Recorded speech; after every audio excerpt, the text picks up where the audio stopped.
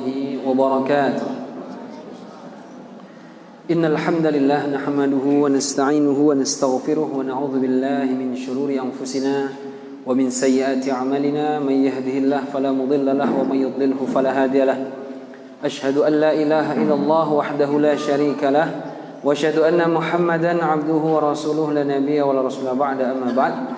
Bapak-bapak, ibu-ibu yang dimuliakan Allah Subhanahu wa taala, alhamdulillah bersyukur kepada Allah malam ini kita bisa melaksanakan salat Isya berjamaah dan sekarang lagi berlangsung ceramah agama dan insyaallah nanti akan kita lanjutkan dengan salat tarawih.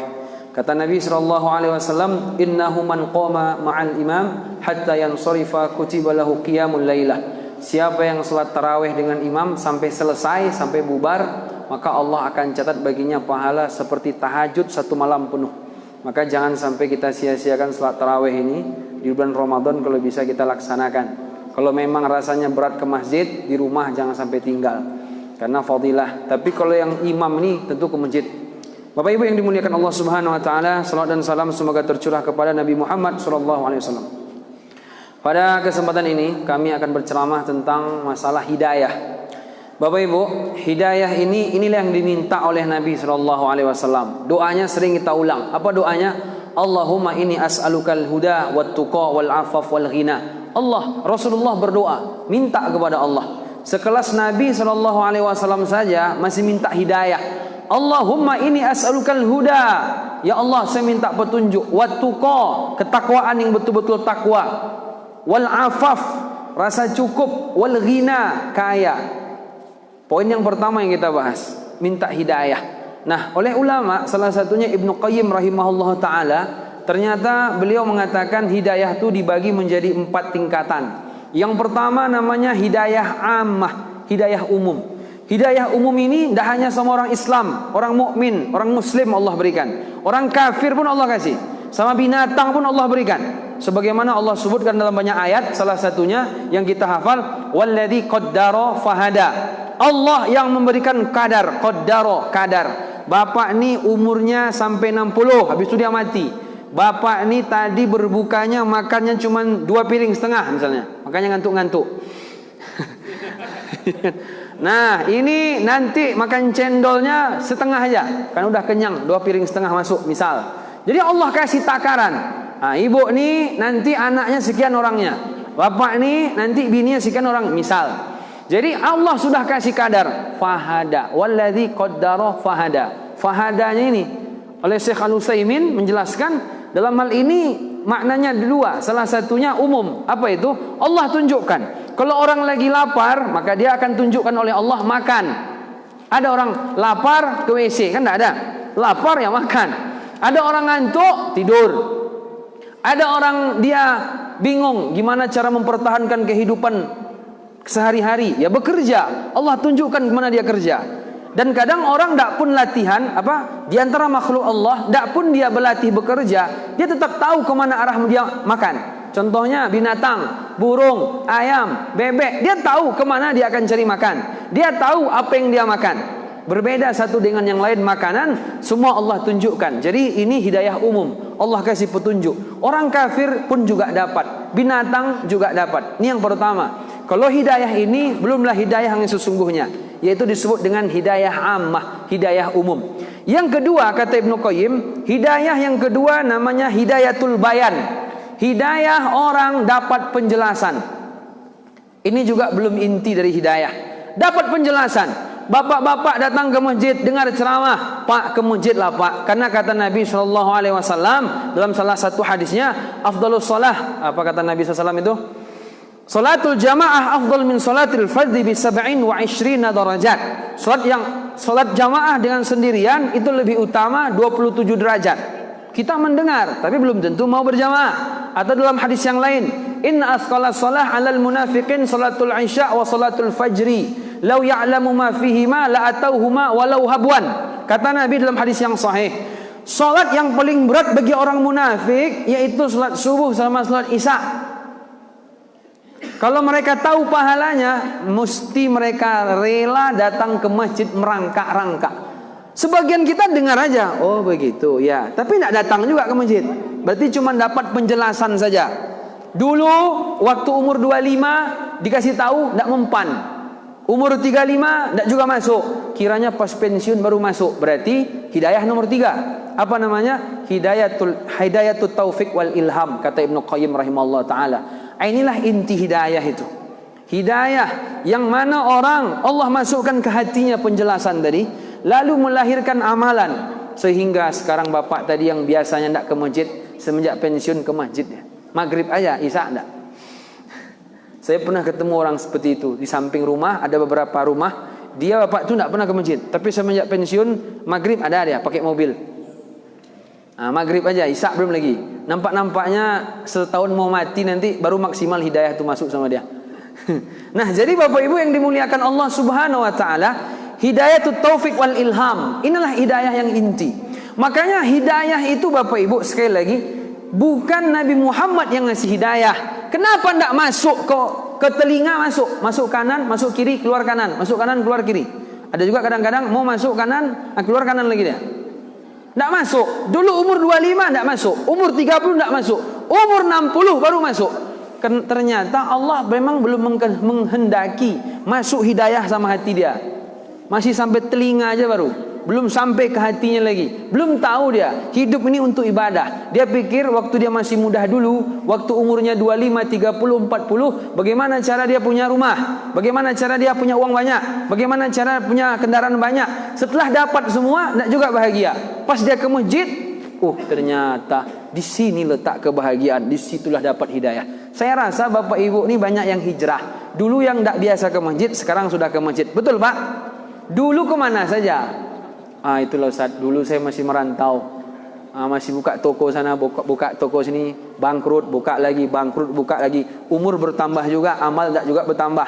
Makanya kata Ibnu Mas'ud, penyesalan yang betul-betul aku sesali, madimtu ala syai'in nadami ala yaumin gharabat syamsuhu naqusa fihi ajali falam yazid bihi amali. Tidak ada penyesalan yang lebih aku sesali di mana aku dalam satu hari mendapati matahari tenggelam. Dalam Islam kalau tenggelam matahari maka hari sudah berganti, berarti umur berkurang. Tidak ada yang lebih aku sesali melebihi ketika aku mendapati di waktu sore matahari sudah tenggelam, umurku berkurang, amal tidak juga bertambah. Nah, jadi bisa jadi ada orang umur 60 tahun, hakikat umur cuma 2 tahun yang dia taat sama Allah, yang 58 sia-sia aja. Nah, jadi Bapak Ibu, orang belum Allah kasih hidayah, memang Allah yang ngasih hidayah. Bukan Nabi Muhammad, apalagi Ustaz. Tidak, Nabi Muhammad saja tidak bisa ngasih hidayah kepada pamannya. Siapa pamannya?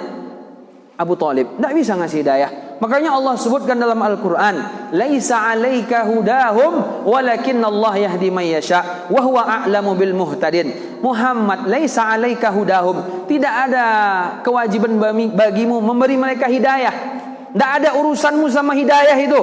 Walakin Allah yahdi man yasha, Allah yang kasih orang hidayah. Makanya dalam ayat yang lain kata Allah Subhanahu wa taala, innaka la tahdi man ahbabta walakin Allah yahdi man yasha wa huwa a'lam bil muhtadin. Sesungguhnya kamu tidak bisa ngasih orang hidayah wahai Muhammad. Walakin Allah yahdi man yasha. Allah yang ngasih orang itu petunjuk. Wa huwa a'lam bil muhtadin. Allah tahu siapa yang layak dikasih petunjuk. Nah, jadi Bapak Ibu yang dimuliakan Allah, sangat mahal hidayah ini. Sangat mahal. Dulu ada kisah nyata tahun 96. Seorang ustadz dia melakukan perjalanan dari Jawa ke Yaman kalau tidak salah, dalam rangka untuk belajar agama, thalabul ilmi. Di pesawat, di samping dia ada nenek-nenek, umurnya 65 tahun. Ketika itu nenek ini ternyata hebat luar biasa. Dia kebangsaan Jerman. Ketika itu awal berbicara pakai bahasa Arab. Kiranya nenek ini wajah Jerman, pandai bahasa Arab. Ustadz nih karena sekolah di Yaman tentu juga bisa bahasa Arab. Ditanya sama nenek nih, di mana tinggal? Ibu-ibu lah, di mana tinggal? Saya di Jawa, di Indonesia. Oh, bahasa Indonesia, iyalah. Akhirnya pakai bahasa Indonesia. Bisa pula ibu tuh bahasa Indonesia. Habis itu di Indonesia di mana? Di Jawa. Akhirnya ibu tuh bisa pula bahasa Jawa. Pripun kabare? Api katanya. Api-api, woi, bahasa Jawa. Awak sikit-sikit paling tahu kan? Nah, jadi Bapak Ibu luar biasa. Ternyata ibu ini menguasai bahasa daerah 22 dan bahasa dunia itu 10. Saking hebatnya. Dan ternyata dia menjadi dosen di 3 negara. Luar biasa. Panjang cerita di pesawat, cerita. Ternyata ibu ini hafal Quran 30 juz. Cerita lagi, ternyata tidak cuma hafal Quran, dia juga hafal tafsir Jalalain. Hafal tafsir Jalalain, bukan jalan lain, bi Jalalain. Kemudian tidak cuma tafsir, Pak. Bagi dia ternyata nggak cukup hanya tafsir itu saja yang harus dihafal, harus dipahami. Tidak cuma Quran yang harus dihafal. Ternyata dia juga berusaha menghafal hadis, yaitu hadis yang dikarang oleh Ibnu Hajar Al-Asqalani, hadis Rasulullah, yaitu Bulughul Maram, dan dia hafal. Kata dia, tidak cuma itu saya hafal, saya juga paham ternyata dalam Islam ada fadilah-fadilah amal. Saya lihatlah kitab Imam Nawawi, yaitu Riyadhus Shalihin, dan saya hafal. Ustadz ini tidak langsung percaya, dites sama dia. Ternyata betul-betul hafal dia. Luar biasa ibu ini. Nah akhirnya di perjalanan itu panjang cerita, sampailah pesawat. Untuk sementara mereka mau transit dulu, untuk besok pesawat selanjutnya di salah satu negara berhenti. Pas pesawat sudah mendarat, Masya Allah Bapak Ibu, karena Ustadz ini sudah akrab sama ibu tadi, dia membantu ibu tuh menurunkan tasnya di kabin pesawat tuh, di atas kepala itu. Diturunkannya, karena akrab kan turunkannya. 1, turunkannya 2. Ibu ini pun karena sudah merasa ya kayak dianggapnya anaknya, dia pun di apanya pula, ngerunduk ambil tas juga dia. Kiranya dari jilbab dia keluar salib. Masya Allah, luar biasa. Keluar salib. Terkejut Ustaz tadi, ibu pakai salib. Nanti saya jelaskan. Saya tahu kamu mesti terkejut. Nanti kita jelaskan. Kan kita nanti malam kan nginap di sini dulu. Nanti habis makan malam kita ketemu ya di ruang tamu atau di ruang mana lah di hotel. Nanti saya cerita. Terkejut Ustaz tadi itu. Ya Allah, kok bisa lah ibu ini pakai salib? Dia hafal Quran 30 juz, hafal hadis. Saya aja tidak ada hafal, tidak kayak gitu-gitu kali. Dia hafal malah pakai salib. Akhirnya pas malam ceritalah ibu tadi. Jadi kata Ustaz tadi, ibu ini apa agama ibu? Nggak boleh loh bu kita pakai salib kalau kita Islam tuh. Nggak boleh. Jadi begini kata dia. Dulu yang ngasih salib ini ibu saya. Jadi karena dikasih mau nggak mau saya pakai untuk mengenang dia. Jadi gini aja bu, nggak usah panjang cerita. Ibu agamanya apa? Islam atau enggak? Jadi begini kata dia. Dulu agama kami Kristen. Tapi setelah saya belajar, ternyata saya tidak puas dengan Kristen kata dia. Lama-lama saya coba pula yang lain. Saya pelajari, setelah belajar Kristen, saya pelajari Hindu, Buddha, sampailah saya belajar Islam. Tapi setelah saya pelajari Islam ini luar biasa, Quran ini luar biasa. Bahkan Bapak Ibu, saya baca dalam salah satu kitab Tadabbur Qur'ani namanya, itu ada orang kafir zaman dulu, pakar filsafat. Kata dia, kalau dia bingung mencari sesuatu jawaban, dia baca Quran, dapat jawabannya. Padahal dia kafir.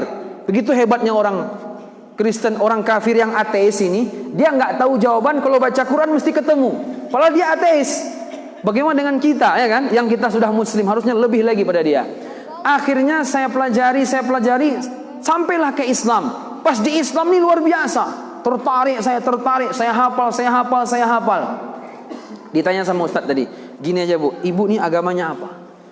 Gini, sebenarnya saya ini aslinya tidak punya agama. Jadi ibu apa? Ateis? Iya, tidak ada agama.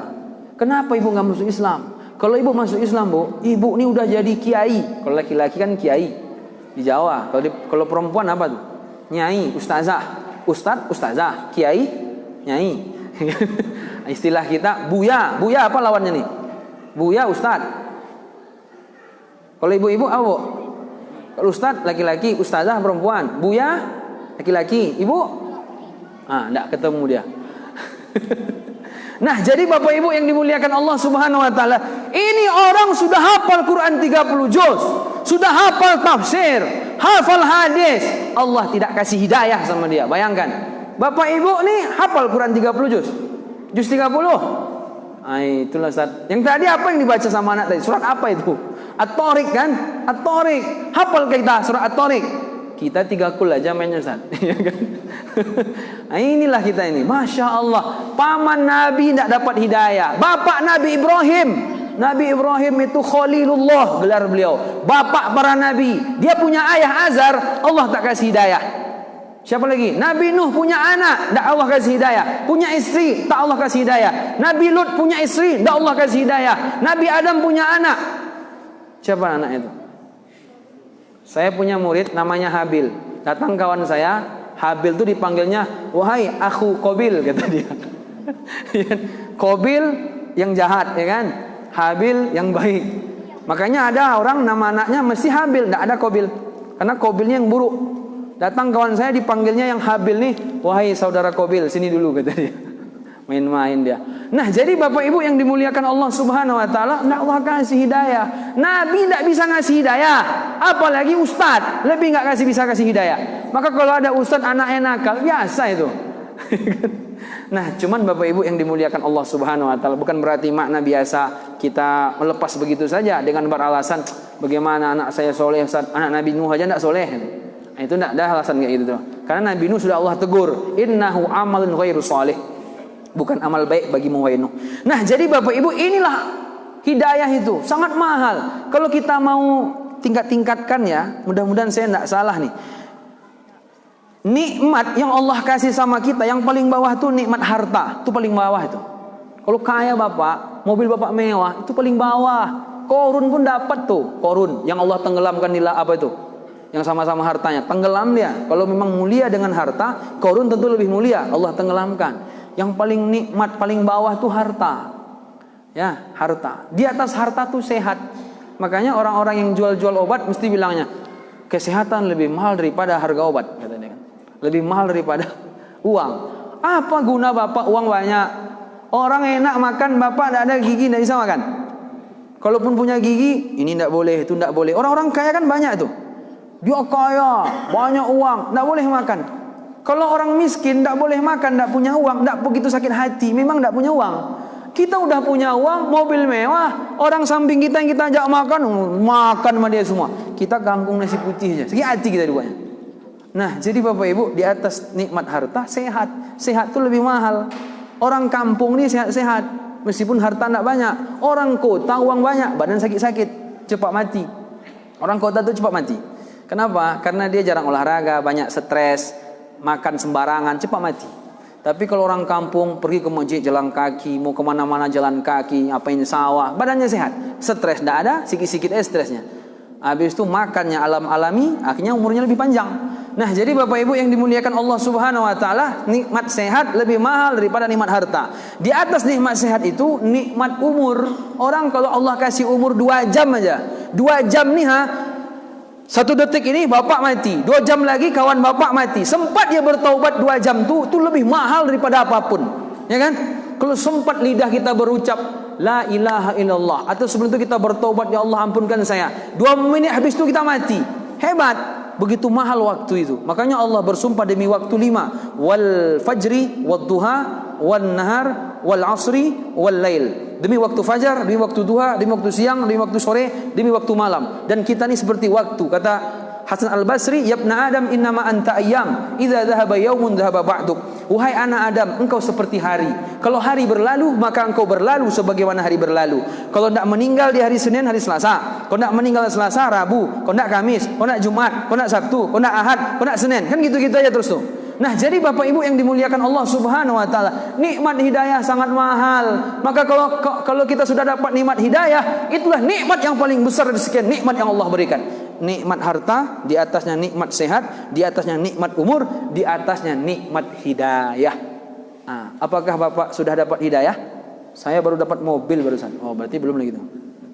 Bapak masih ke masjid. Bapak udah ke masjid salat subuh? Belum lagi. Tapi kalau ke kantor cepat datang. Iya. Oh iyalah, berarti belum dapat hidayah. Kasihan sekali. Umur 60-70 cuman Pak. Akmar ummati ma baina sittin ila sab'in wa aqalluhum man yajuzu zalik. Umur umatku 60-70. Adapun yang lewat dari 60-70 wa aqall, sedikit sekali dari itu. Bapak sekarang berapa umurnya? 65. Nabi mengatakan 60-70. Berarti sudah masuk kategori sebentar lagi. Kalau ikut Nabi aja 63. Kalau sekarang Bapak 60 ikut Nabi 3 tahun lagi. 3 Ramadan lewat. Kemana? Alam barzah. Tidak di dunia ini lagi. Dan bisa jadi malam ini, ibu-ibu, tahun lalu ada yang hadir di sini, tahun ini nggak hadir lagi ada? Ada. Tahun ini kan hadir nih. Tahun depan siapa rencana? Belum dapat informasi lagi kan? Nantilah. Dia memang Allah diam-diam aja ketawa datang malaikat maut, langsung hilang. Kalau tanggal lahir, bulan lahir, tahun lahir tahu semua. Tapi tanggal, bulan, tahun mati tidak ada yang dapat sampai sekarang. Dicek bintang 88 pagar pun tidak pernah dapat, ya kan? Nah, jadi Bapak Ibu, nikmat hidayah itu sangat mahal sekali. Ibu tadi tidak dapat dia hidayah dong. Tapi tidak tahu, saya baca kisahnya, apakah dia akhirnya masuk Islam, wallahu alam. Nah, jadi Bapak Ibu, ada juga orang sudah masuk Islam, sudah dapat hidayah, lepas. Bahkan ada seorang sahabat namanya Rajal bin Unfuah. Di zaman Nabi ikut berperang, di zaman Nabi ikut berpuasa, tahajud, nampak bagaimana mukjizat Rasulullah SAW. Di zaman Abu Bakar pas memerangi Musailamah al-Kadzdzab, dia murtad, dibunuh sama Khalid bin Walid. Bayangkan. Ada juga dulu zaman tabi'in, namanya Abdah bin Abdurrahim. Abdah bin Abdurrahim hafal Quran 30 juz. Dia sering puasa pada siangnya, malamnya dia bertahajud. Ketika itu perang kaum muslimin melawan Romawi. Akhirnya kaum muslimin mengepung benteng Romawi. Dari kejauhan dia melihat perempuan yang berparas cantik. Oh, tertariklah dia. Memang laki-laki ini mataroktu ba'di fitnatan adarra 'alal rijal minan nisa. Tidak ada fitnah yang lebih besar aku tinggalkan bagi laki-laki kecuali wanita, kata Rasulullah. Akhirnya lagi berperang, lagi pedang tuh masih berdarah-darah lagi. Nampak dia perempuan tadi cantik jelita. Dikirimnya surat, intinya bagaimana cara biar bisa menikahinya. Akhirnya nikah dia. Sebelum nikah tuh dikasih tahu sama kawan-kawan, kamu nih kok mau sama dia? Dia tuh kafir. Kita lagi sibuk berperang, kok malah kamu jatuh cinta sama dia? Kamu hafal Quran 30 juz. Kemana hafalan Quran kamu? Udah lupa semua, kata dia. Tinggal 2 ayat lagi cuman. Surat apa? Al-Hijr. Surat 15 ayat 1 sama 2. Apa bunyinya? Rubama yawaddul ladzina kafaru law kanu muslimin zarhum ya'kulu wa yatamatta'u wa yulhimul amalu fasawfa ya'lamun. Ayat 2 sama 3. Apa ayatnya? Rubama yawaddul ladzina kafaru law kanu muslimin. Yang tadi itu kan murtad, dinikahinya perempuan Romawi. Padahal dia Islam, hafal 30 juz, berjihad, malamnya tahajud, siangnya dia puasa. Tapi dia bisa murtad, lupa Quran itu di otak dia. Tinggal cuma 2 ayat, dan itu pun mengingatkan dia. Apa bunyi ayatnya? Ini dia. Rubama yawaddul ladzina kafaru law kanu muslimin. Di hari kiamat nanti orang kafir mereka berharap, coba dulu di dunia kita muslim ya. Coba dulu di dunia kita menyerahkan diri kepada Allah. Tidak akan seperti ini kita diazab di neraka. Lalu ayat ketiga, zarhum ya'kulu wa yatamatta'u. Biarkan mereka ya'kulu makan, wa yatamatta' bersenang-senang. Wa yulhimul amal, ditipu dengan angan-angan. Fasawfa ya'lamun. Kelak di hari kiamat mereka akan tahu. Ayat ini sebenarnya peringatan sama diri dia, Abdah bin Abdurrahim. Makanya Allah ingatkan cuma tinggal 2 ayat isi otak kepalanya lagi. Yang lain dah hilang semua, 30 juz itu. Tapi kenapa dia nggak langsung kembali ke Islam? Malah dia nikmati kekafirannya sampailah dia beranak pinak dan dia mati. Bayangkan Bapak Ibu, hafal Quran 30 juz pun tidak jaminan. Tidak jaminan masuk Islam, tidak jaminan juga bertahan dalam Islam. Makanya di Arab tuh saya pernah dapat keterangan, ada seorang ulama, dia bahkan mengarang kitab. Bahkan kitab dia disyarah di Masjidil Haram. Terakhir dia murtad dalam keadaan tidak punya agama. Ada nggak gitu? Masya Allah, na'udzubillah. Maka Bapak Ibu, kita doa sama Allah. Apa doa kita? Allahumma yas'alukal huda wat tuqa wal afaf wal ghina. Kita minta hidayah, karena hidayah ini yang paling mahal dari sekian nikmat yang Allah berikan kepada kita. Mohon maaf, cukup sekian, mudah-mudahan bermanfaat. Assalamualaikum warahmatullahi wabarakatuh.